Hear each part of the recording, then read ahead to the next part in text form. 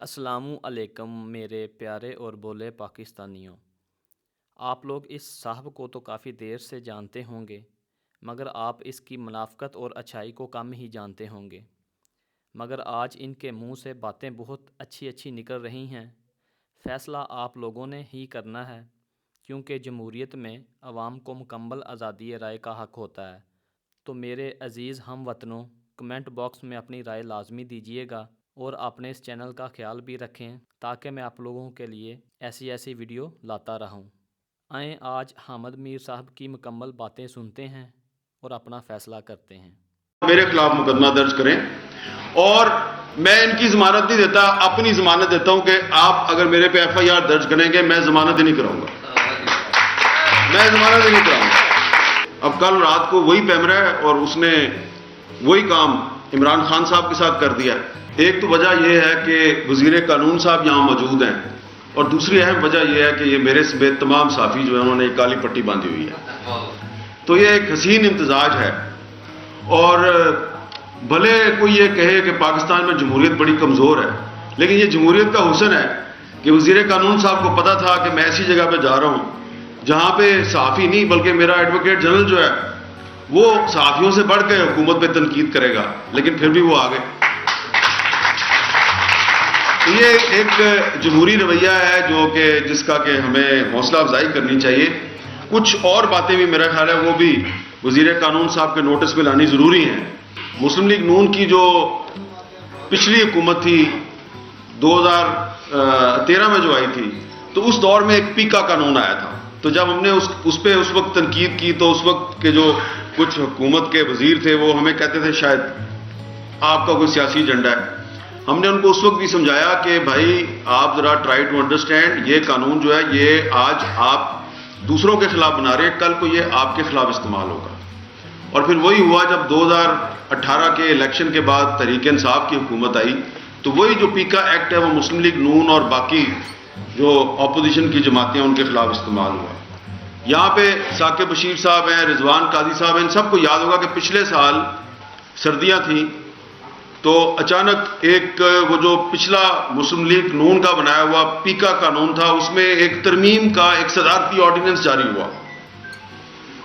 اور اس سیاہ قانون کو مزید سیاہ کر دیا گیا، یعنی کہ ڈبل سیاہ کر دیا گیا۔ تو ہم جناب صبح بھاگے اسلام آباد ہائی کورٹ پہنچے، ہم نے یہاں پہ ریٹ دائر کی،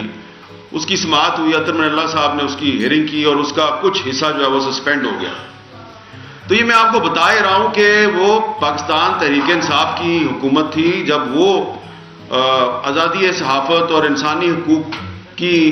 خلاف ورزیوں پر مبنی جب وہ کوئی پالیسی سامنے لے کے آتی تھی، ہم اس کی بھی مخالفت کرتے تھے۔ تو اب اگر آج آپ کی یہاں موجودگی میں ہم یہ بات کر رہے ہیں تو یہ کوئی نہ سمجھے کہ جناب کسی کا کوئی سیاسی ایجنڈا ہے، اور خاص طور پہ یہ جو ہائی کورٹ رپورٹر ایسوسی ایشن ہے اس کا تو کوئی سیاسی ایجنڈا نہیں ہے، لیکن پھر بھی آپ کے علم میں یہ لانا ضروری ہے کہ ایک اور بھی قانون ہے، وہ پرپوزڈ لا ہے، حکومت جو ہے وہ کرمنل ایکٹ کی جو سیکشن 500 ہے اس میں ترمیم کر کے تو وہ چاہتی ہے جی کہ کچھ اداروں کے خلاف اگر آپ بات نہ کریں بلکہ صرف اگر آپ نے سوچنا بھی شروع کیا ہے تو بلا ضمانت، یعنی کہ کسی وارنٹ کے بغیر ہی آپ کو گرفتار کر لیا جائے تاکہ آپ کی اس کے بعد ضمانت بھی نہ ہو۔ تو یہ اس طرح کے قانون، یہ وہ قانون ہے جو پچھلی حکومت کے دور میں جب پی ٹی آئی کے ایم این اے امجد نیازی صاحب پرائیویٹ ممبرز ڈے پر انہوں نے بل پیش کیا تو اس میں 5 سال تھی سزا، اور وہی قانون ہے، اور اب وہ آپ اس کو دوبارہ تھوڑا سا سزا 5 کی بجائے 3 سال کر کے لا رہے ہیں۔ تو پھر آپ کو یاد ہوگا کہ جب عمران خان صاحب کی حکومت تھی تو نواز شریف صاحب کی تقریروں پر اور ان کے بیانات پر پیمرا نے پابندی لگا دی۔ ہم نے اس وقت بھی کہا کہ یہ مت کریں، اور یہ سینسرشپ کی ایک نئی شکل ہے، اور سیاستدانوں کے بیانات پہ انٹرویوز پہ پابندی نہ لگائی جائے۔ اب کل رات کو وہی پیمرا ہے اور اس نے وہی کام عمران خان صاحب کے ساتھ کر دیا ہے۔ تو یہ پولرائزیشن کا یہ عالم ہے۔ تو اس لیے جو میں نے آپ کو 2-3 مثالیں اس لیے دی ہیں کہ ہمارا کوئی پولیٹیکل ایجنڈا نہیں، ہمارا مسئلہ صرف اور صرف پاکستان کا آئین اور قانون ہے۔ ہم یہ سمجھتے ہیں کہ جو صحافت بطور ایک ادارہ ہے یہ صرف اسی صورت میں مضبوط اور مستحکم رہ سکتا ہے کہ اگر آئین اور قانون کی بالادستی ہوگی، اور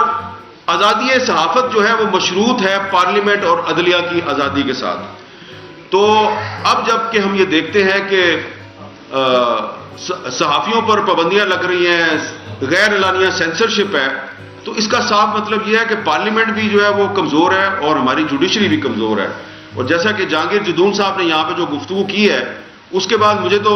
مزید کچھ کہنے کی ضرورت نہیں ہے، بس جو ایک ایڈیشنل اٹارنی جنرل صاحب یہاں پر موجود ہیں، تو ان سے یہی گزارش ہے کہ ذرا چیف جسٹس صاحب کو بتا دیجئے گا کہ ایڈوکیٹ جنرل صاحب جو ہے انہوں نے یہ کہا، اور اس کے بعد یہ نہ ہو کہ ان کے خلاف کوئی آپ کنٹیمپٹ کا نوٹس دے دیں ایڈوکیٹ جنرل صاحب کو، کیونکہ میں بھی ان کی تائید کر رہا ہوں۔ تو عرض صرف یہ کرنا ہے کہ جدون صاحب نے آپ کو یہ بھی بتایا کہ انہوں نے وہ ایک اے سی صاحب جو ہیں جن کے حکم پر یہ ساری کارروائی ہوئی تھی، اور جن کا نام جو ہے وہ ثاقب بشیر صاحب کی جو تھانہ رمدہ میں درخواست ہے اس میں ان کا نام بھی ہے، انہوں نے ان کو کہا کہ ایف آئی آر تو صحافیوں پہ ہونی چاہیے تھی، لیکن شکر کریں کہ ہم نے ان کے خلاف ایف آئی آر درج نہیں کی۔ تو اب ہم بڑی ہی عزت اور احترام سے جناب وزیر قانون صاحب کی خدمت میں یہ گزارش کرتے ہیں، تارڑ صاحب جو ہے وہ کیونکہ ہمارے مہمان ہیں، ہم ان کی تمام عزت اور احترام کو سامنے رکھتے ہوئے ان سے بڑی عاجزی کے ساتھ یہ مطالبہ کرتے ہیں کہ براہ کرم اب جو ثاقب بشیر کی درخواست میں جن لوگوں پہ کہا گیا مقدمہ درج کریں ان پہ نہ کریں، آپ پلیز ثاقب بشیر اور اس کے ساتھیوں اور میرے خلاف مقدمہ درج کریں، اور میں ان کی ضمانت نہیں دیتا، اپنی ضمانت دیتا ہوں کہ آپ اگر میرے پہ ایف آئی آر درج کریں گے میں ضمانت ہی نہیں کراؤں گا، میں ضمانت ہی نہیں کراؤں گا، تاکہ نہ آپ کو تکلیف ہو، نہ ان کو تکلیف ہو، نہ نوید صاحب کو تکلیف ہو کیونکہ دیکھیں ہمیں بھی سارا پتہ ہے کہ یہ جو اے سی صاحب ہیں، ان کے اوپر جو ڈی سی صاحب ہیں وہ کدھر سے آئے ہیں، کہاں کہاں انہوں نے سرو کیا ہے، اور اوپر جو پھر ڈی آئی جی صاحب ہیں جن کو چیف جسٹس صاحب کہتے ہیں کہ ہم نے کہا کہ انکوائری کریں، اور پھر جو آئی جی صاحب ہیں، سب کا پتہ ہے ہمیں۔ دیکھیں آپ کبھی حکومت میں ہوتے ہیں، کبھی اپوزیشن میں ہوتے ہیں، لیکن یہ جو آئی جی صاحب ہیں اور ڈی سی صاحب ہیں اور اے سی صاحب ہیں نا، یہ آپ اپنے آپ کو پاکستان کی مستقل اسٹیبلشمنٹ سمجھتے ہیں، یہ ہے پاکستان کی اصل اسٹیبلشمنٹ، اور ان کا یہ خیال ہے کہ یہ سیاستدان کیا ہیں آگے پیچھے، کیونکہ دیکھیں مجھے بھی بہت سی باتیں میں یہاں پہ کرنا نہیں چاہتا،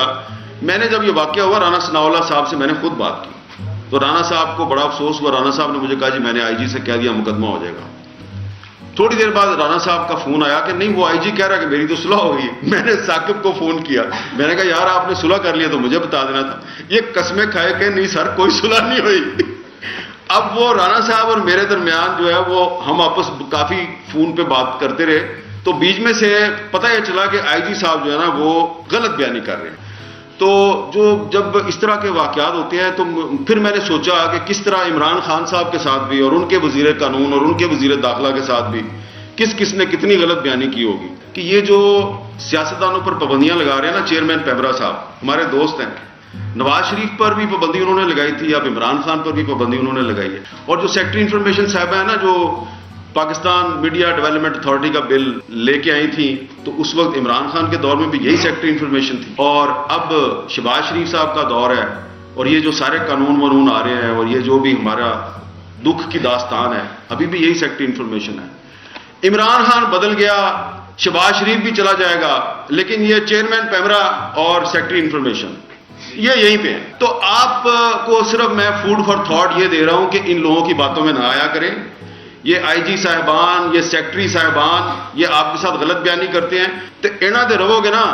تو انہاں نے تہاڈی بےزتی کرانی ہے، انہاں کو بچ کے رہو۔ بہت بہت شکریہ۔ تو میرے پیارے پاکستانیوں، آپ نے حامد صاحب کی باتیں تو سنی ہیں، کیا آپ کو لگتا ہے یہ ساری باتیں خالصتاً آزادی اور انصاف پر مبنی ہیں؟ ویسے بات جو بھی ہے، منافقت ہی صحیح، لیکن امپورٹڈ حکومت کو ان کی گنڈا گردی بتا دی ہے، تو امپورٹڈ حکومت نے ظلم کی ساری حدیں پار کر دی ہیں۔